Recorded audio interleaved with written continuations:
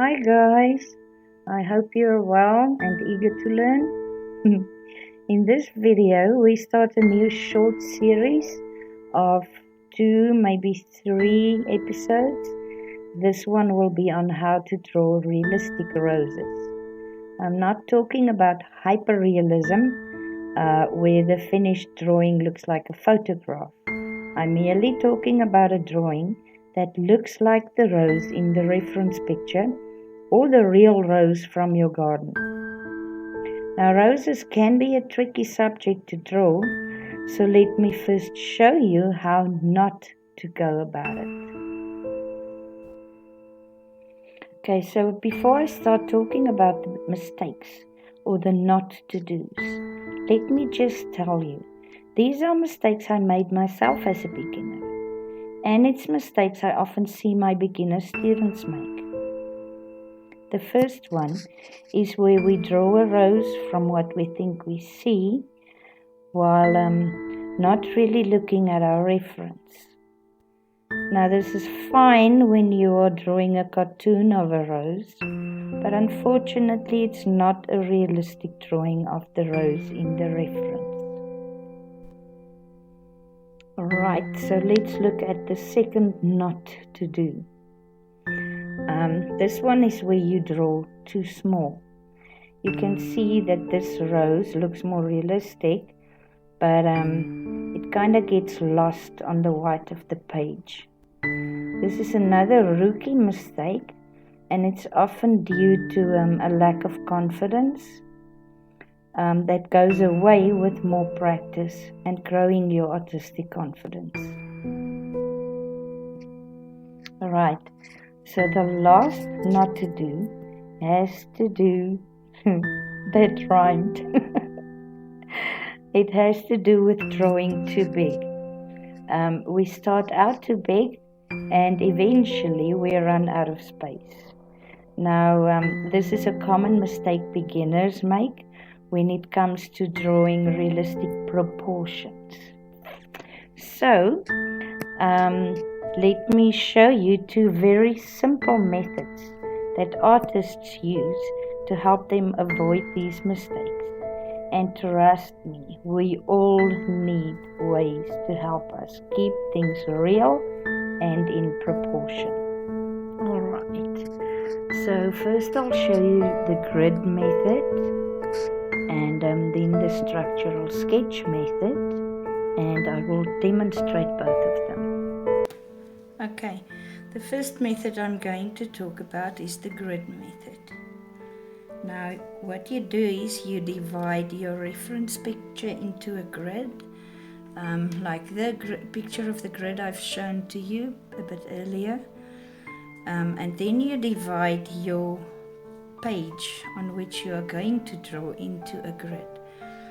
Take notice that you must have the same amount of rows and columns, and that your blocks have to be squares, all of them.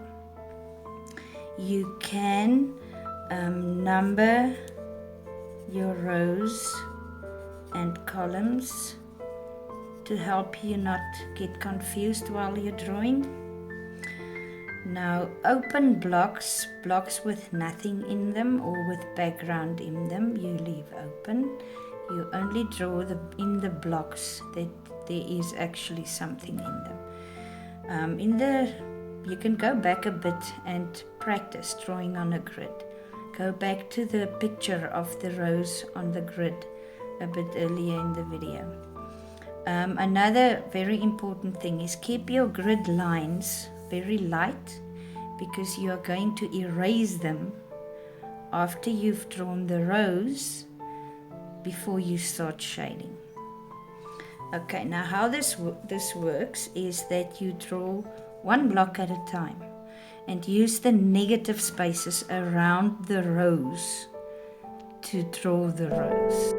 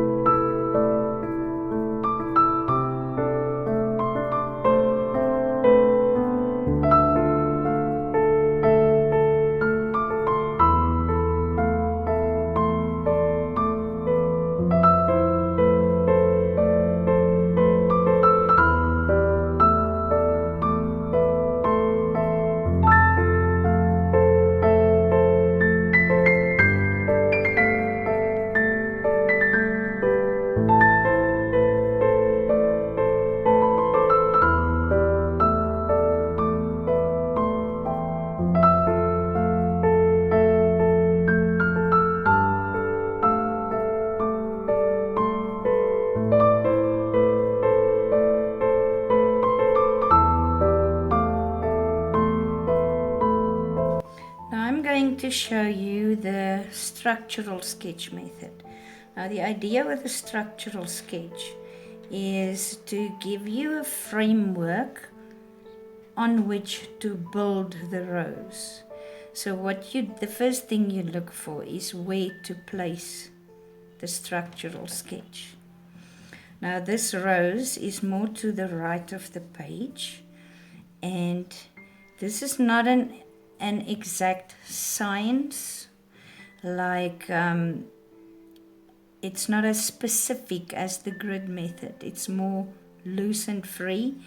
So the first thing I'm going to do is, I know the rose should be around about here, so I'm going to draw a very wide circle for the general size and placement of the rose. Keep these structural lines very light as well. Now I'm going to try and get the basic leaves within leaves within leaves shapes. These are not exactly circles, they're a bit more oval shaped.